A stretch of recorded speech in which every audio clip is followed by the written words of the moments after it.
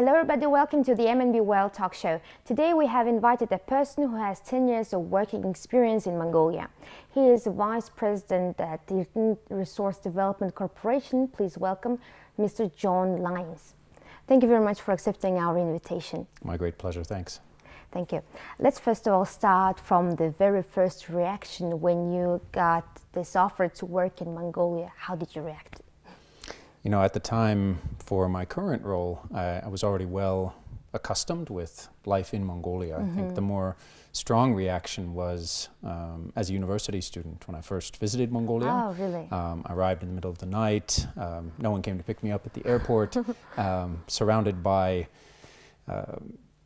taxi drivers that wanted to take me here and there. It was a very strong impression of what was to come in a place where looking after yourself is important, let's say.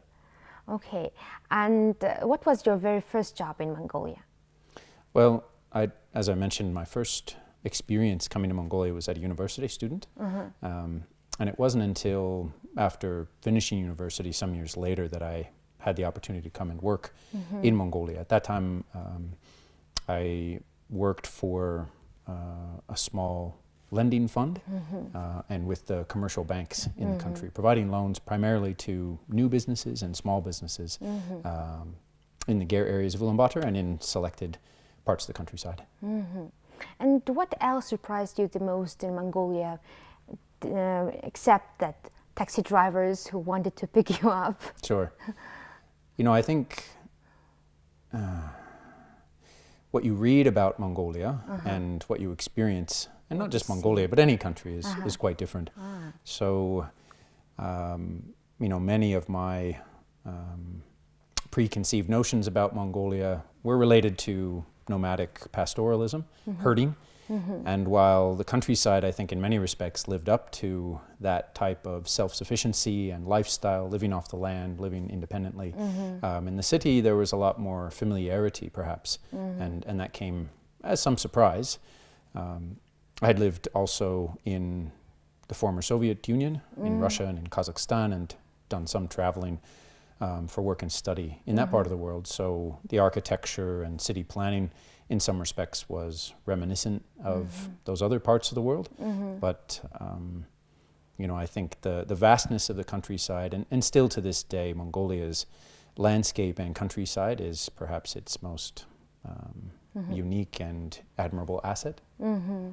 So you've been to Kazakhstan, right? Yes. Okay, if you compare with socialist Kazakhstan and socialist Mongolia, what differences can you see between those countries?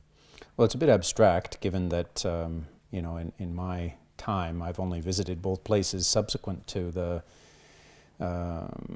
collapse of the Soviet Union. But in looking at their post-socialist transitions, let's say, at least through the lens of their biggest cities, in Kazakhstan, Almaty, and in Mongolia, Ulaanbaatar, you know, I still feel strongly that Mongolia is a vibrant place, perhaps more open to new ideas, and it, through the generations, has been able to retain, I feel, some level of its unique culture, certainly its language. So in Kazakhstan, by comparison, I was surprised somewhat naively that the Kazakh language is not nearly as widespread or as widely spoken as Russian is in Kazakhstan, whereas in Mongolia, this Halych Mongol language is really widely spoken. Yes. Exactly. Okay, thank you very much. Now let's take a look to your CV and resume. Let's introduce you to our audience more. Great.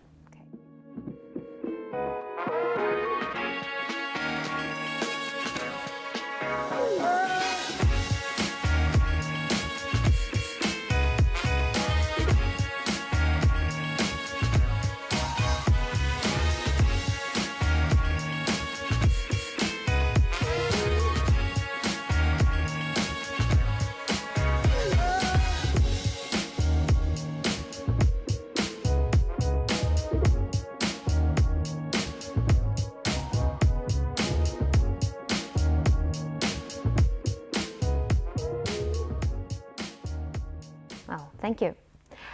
You have worked on many economic and mining projects, right? And what challenges did you face before, or do you face now in Mongolia?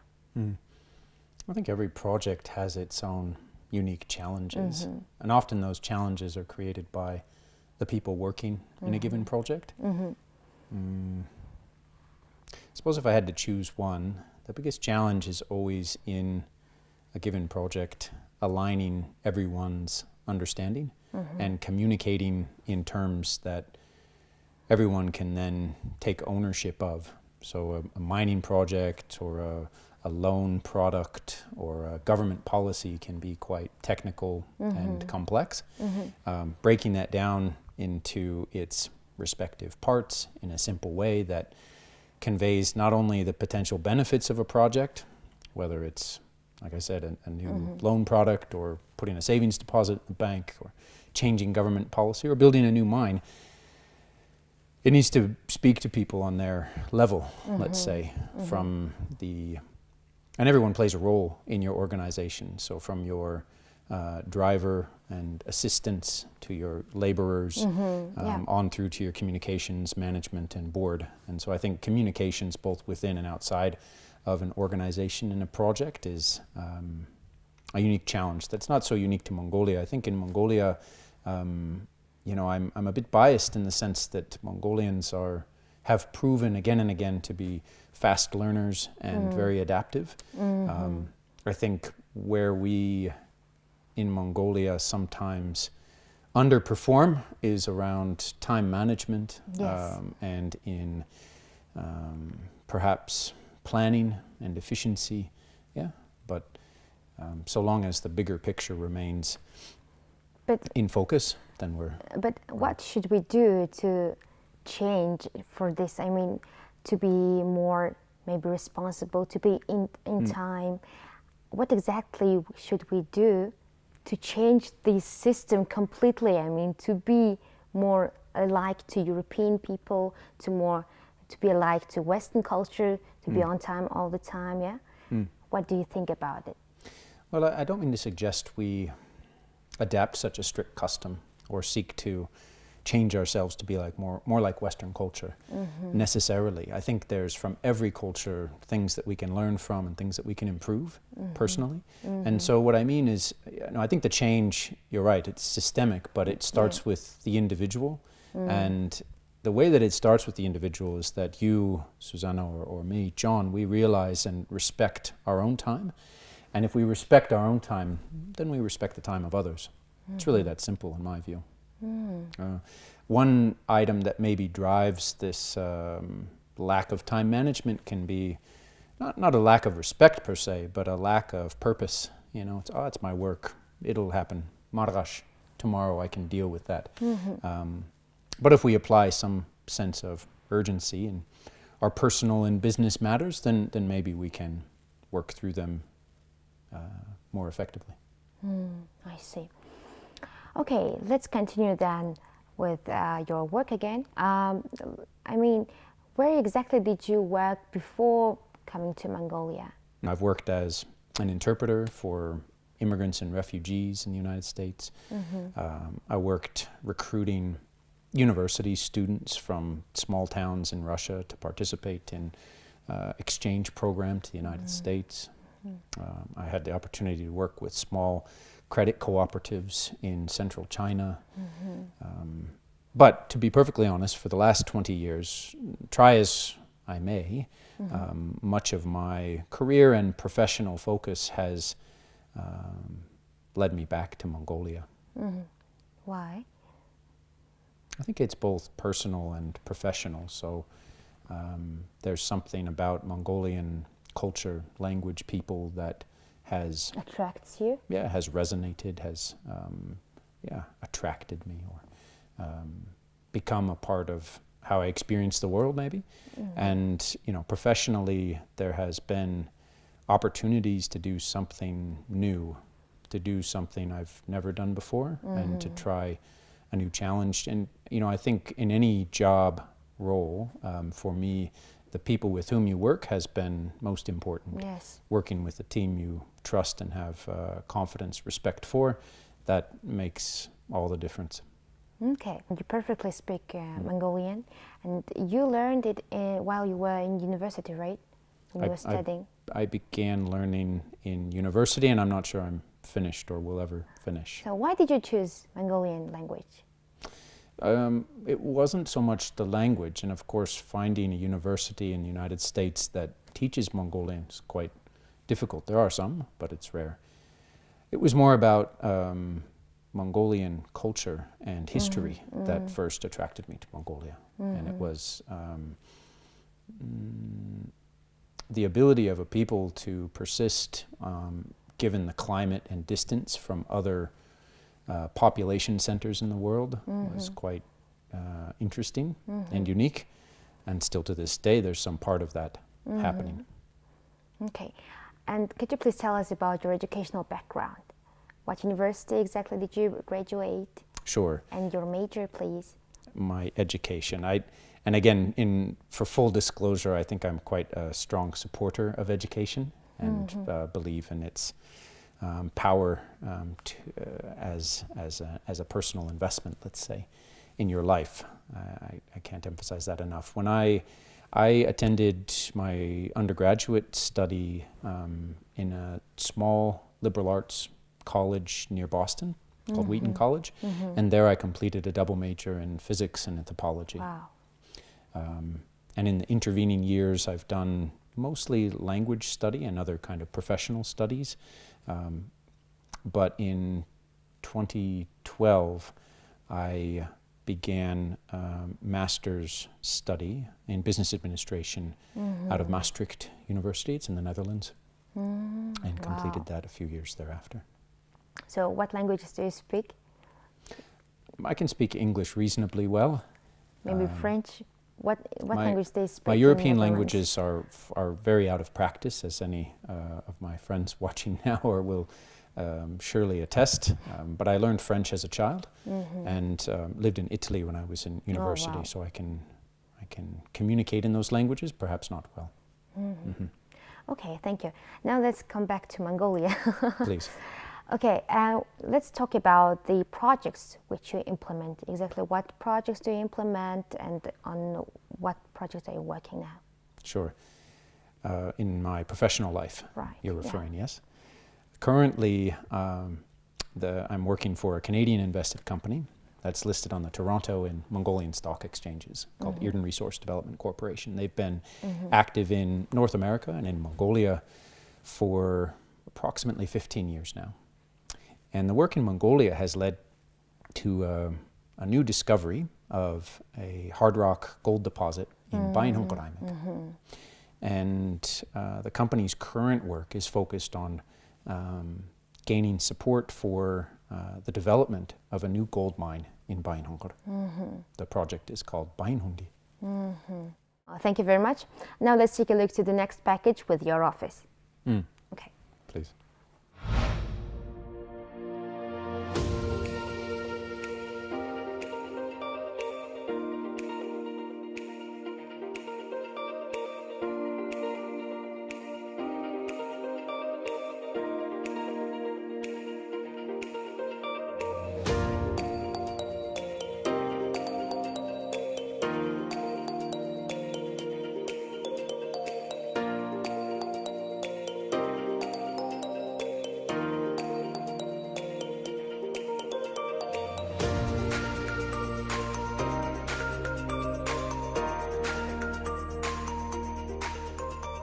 Thanks and hello. My name's John. Hello again. I currently work for Erdene Resource Development Corporation, which is a Canadian company listed on the Mongolian and Toronto stock exchanges. We have worked in Mongolia for over 15 years, exploring for base and precious metals. Now, due to our success and the support of our stakeholders, we're looking to develop a new mine, a hard rock gold mine in Bainhungaraimak. So the main goal of our current work is really to build support for the minerals industry in Mongolia. We're looking to develop opportunities for people to have jobs, to experiment with new methods of open pit, and perhaps someday even new types of underground mining.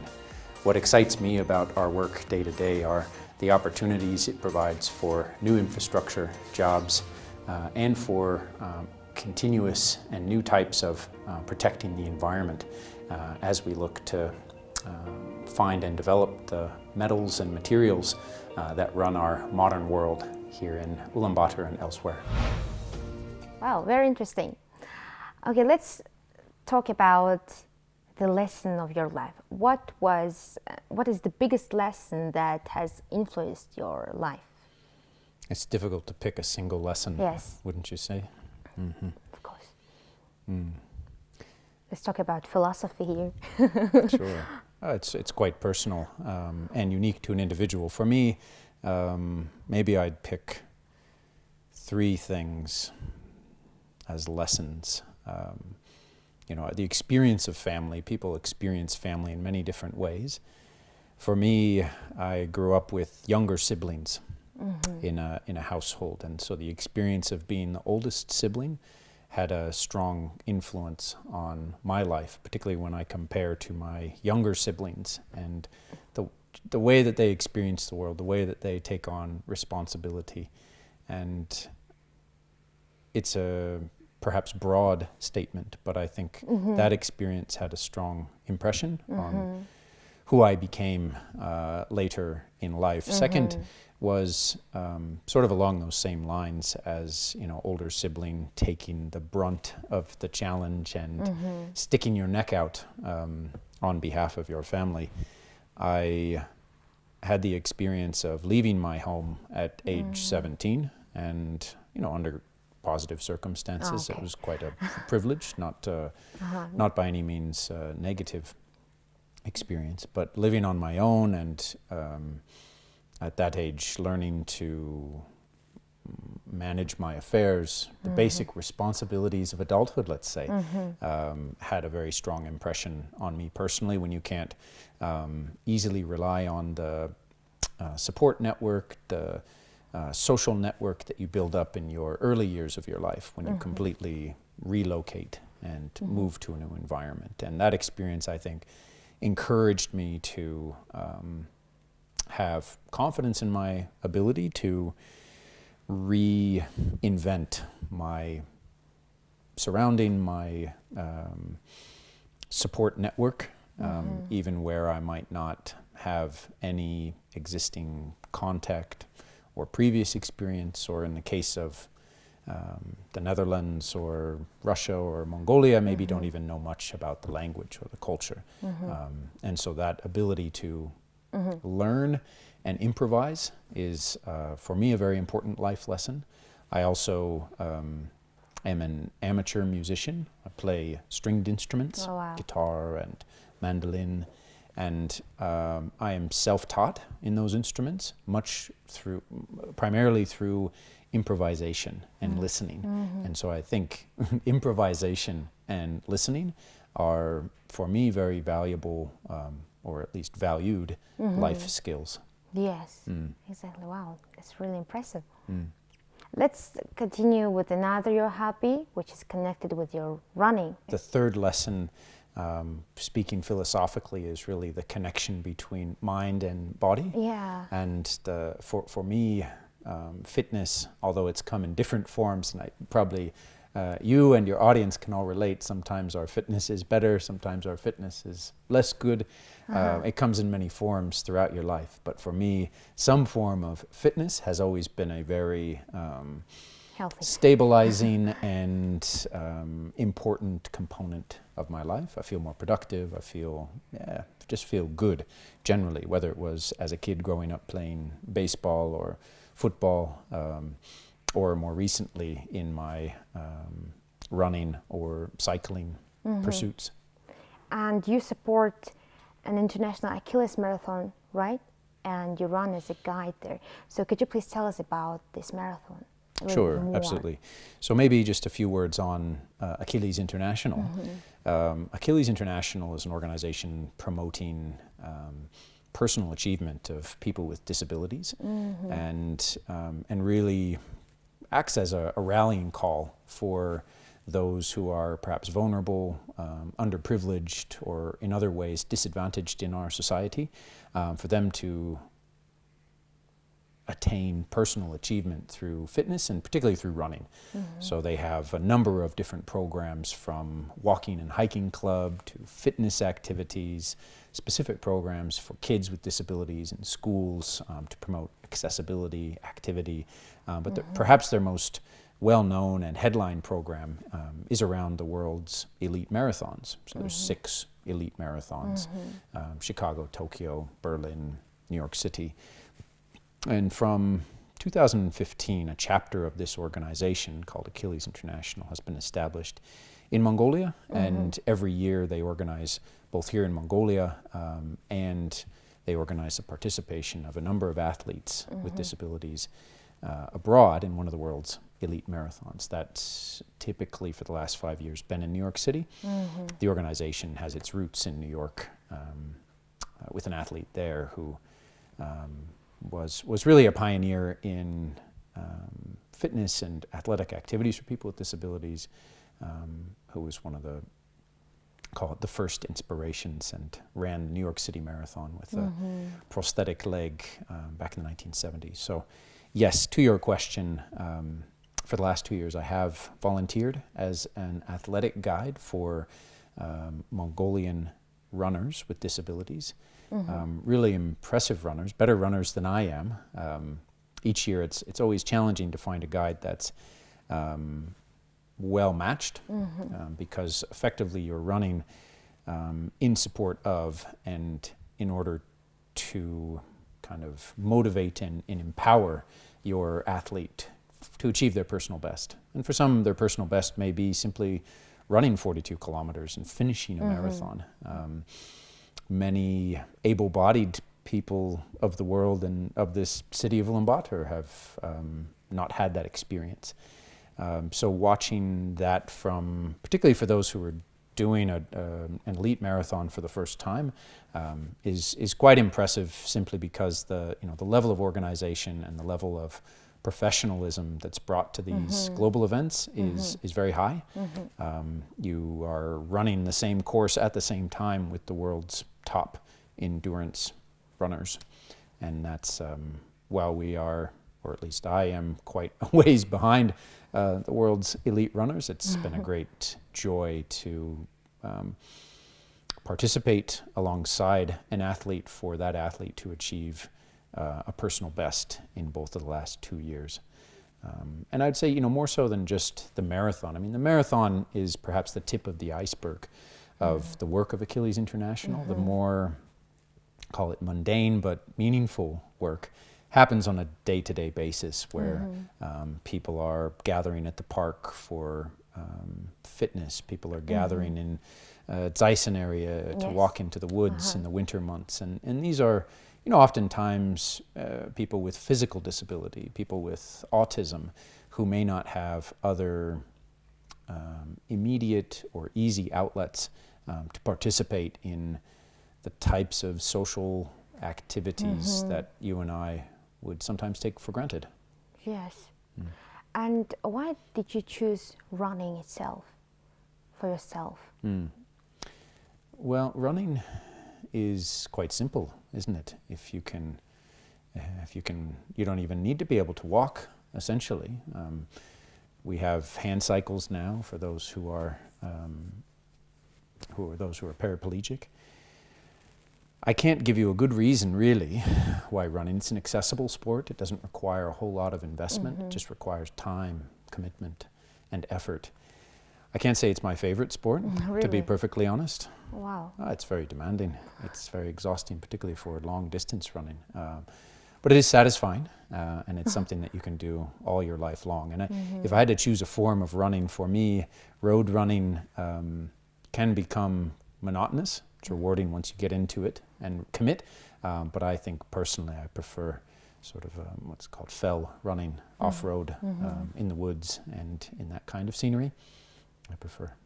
Okay, now let's take a look to the next package with your, not a hobby, maybe with the Achilles Marathon, right? Yes. Okay, let's do it.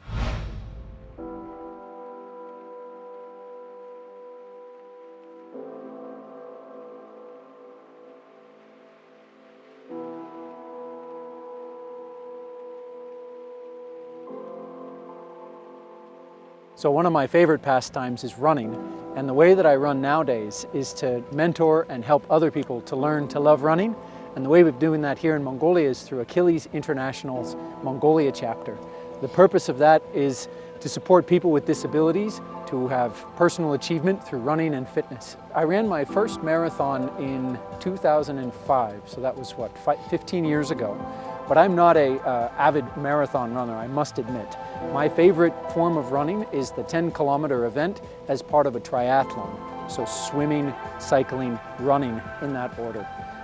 Those I try and participate in on an annual basis, but the full marathon I've acted now twice as a guide for athletes with disabilities through Achilles International Mongolia.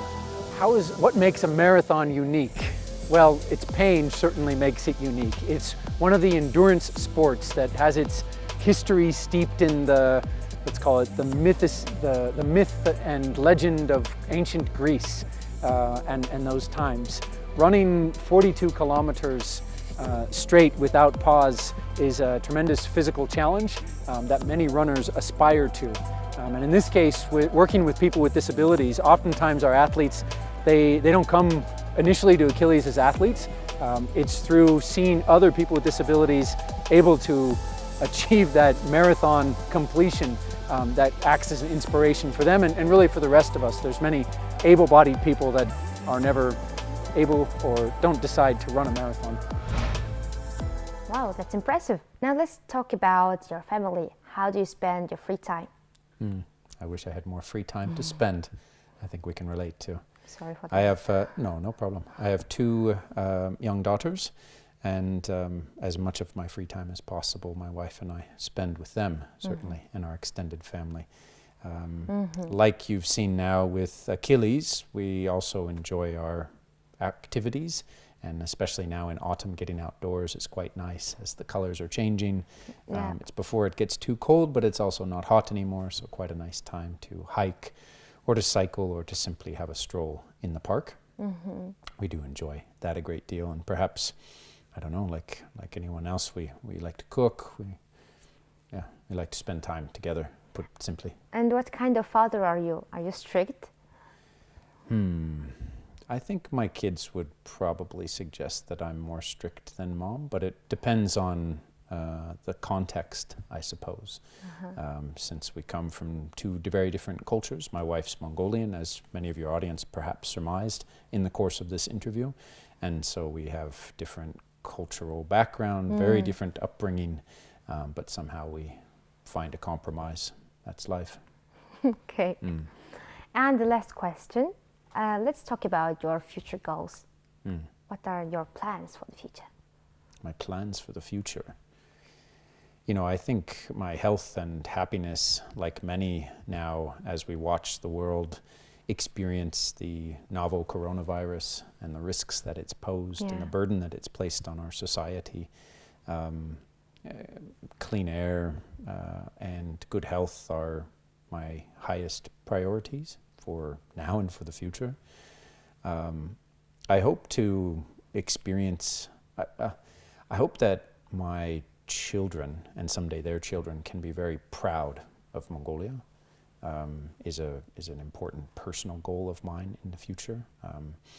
And I think, you know, I hope that the world can continue moving towards a kind of a cooperative, open, global society, not ignoring our unique cultural differences and our national identities, our needs, but I think we gain more from experiencing other places and other culture than we lose by accepting those people into our lives. So, yeah, in short, my future vision. Thank you very much for your coming and for your interview. Thank you for your invitation. And we wish you all the best. Likewise. Thank you very much. Dear viewers, today we had the Vice President of Erdene Resource Development Corporation, Mr. John Lyons. We'll see you next Wednesday. Have a nice evening. Goodbye.